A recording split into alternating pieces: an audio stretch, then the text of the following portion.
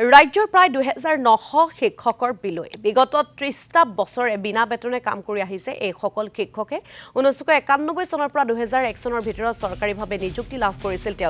কিন্তু তেওঁলোকে নাপায় নিজৰ কৰ্মৰ পাৰিশ্ৰমিক কেৱল লখিমপুৰ জিলাতে এনে শিক্ষকৰ সংখ্যা ৫১৩ গৰাকী বেতন বঞ্চিত শিক্ষকসকলৰ অভিযোগ যে চৰকাৰে তেওঁলোকৰ লগত প্ৰতাৰণা কৰিছে অসাৰ হৈ ৰৈছে চৰকাৰৰ আশ্বাস প্ৰতিশ্ৰুতি আনকি নিৰ্বাচনৰ পূৰ্বে শিক্ষামন্ত্ৰীয়ে দিয়া নিযুক্তিৰ প্ৰতিশ্ৰুতিও মিছা প্ৰমাণিত হৈছে বুলি অভিযোগ উত্থাপন কৰিছে শিক্ষকসকলে উপায়ন্তৰ হৈ সংবাদমেলযোগে শিক্ষকসকলৰ দাবী ১৫ আগষ্টৰ পূৰ্বে আলোচনাৰ জৰিয়তে চৰকাৰে নিষ্পত্তি কৰিব লাগিব বিষয়টো অন্যথা চৰম আৰু অপ্ৰত্যাশিত পথ বাছি ল'ব শিক্ষকসকলে ইয়াৰ বাবে জগৰীয়া হ'ব মুখ্যমন্ত্ৰী আৰু শিক্ষামন্ত্ৰী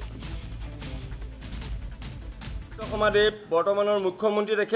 তেখেতে ২০২১ চনত আমাৰ এই চৰকাৰীভাৱে নিযুক্তি পোৱা শিক্ষকসকলৰ প্ৰায় ৪৫১১ জন শিক্ষকক নিযুক্তি প্ৰদান কৰিছিল চৰকাৰী বিষয়াৰ ভুলৰ বাবে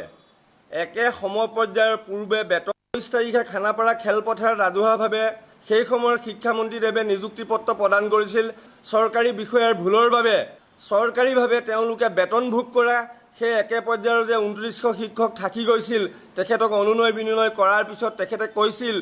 আপোনালোকৰ সংবাদ মাধ্যমৰ আগত কৈছিল মাত্ৰ ১ মাহ বা ৪৫ দিনৰ ভিতৰত সেই শিক্ষাগুৰুসকলক পুনৰ তেখেতে নিযুক্তি পত্ৰ প্ৰদান কৰি ন্যায্যতা অধিকাৰ প্ৰদান কৰিব আজি ৬টা বছৰ পাৰ হৈ গ'ল তেখেত শিক্ষামন্ত্ৰীৰ পৰা আহি মুখ্যমন্ত্ৰী হ'ল ইয়াৰ শিক্ষামন্ত্ৰীয়ে মোক নাম কাঢ়ি মাতি কৈছিল যে ৰমেন যিখিনি থাকি গ'ল তুমি সকলোখিনিক বুজাই বহাই ঠিক ঠাক কৰি লোৱা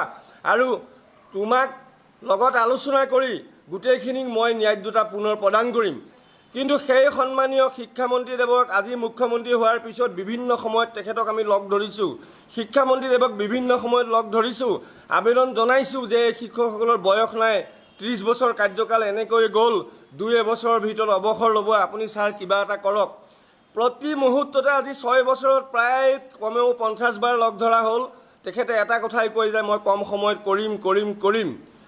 সিদিনা লভলীনা বৰগোহাঁই খেলপথাৰত এই শিক্ষকসকলে আত্মদাহৰ এক ব্যৱস্থা গ্ৰহণ কৰিছিল লাভলীনা বৰগোহাঁয়ে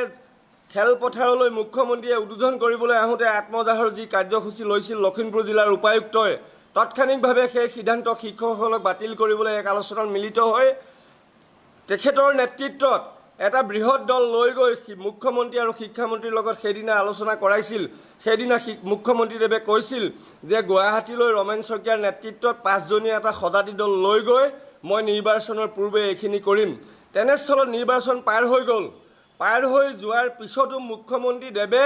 আজিলৈকে আনুষ্ঠানিকভাৱে আমাৰ লগত আলোচনাত এই শিক্ষাগুৰুসকলৰ পদ নিয়মীয়াকৰণৰ ক্ষেত্ৰত নবহিলে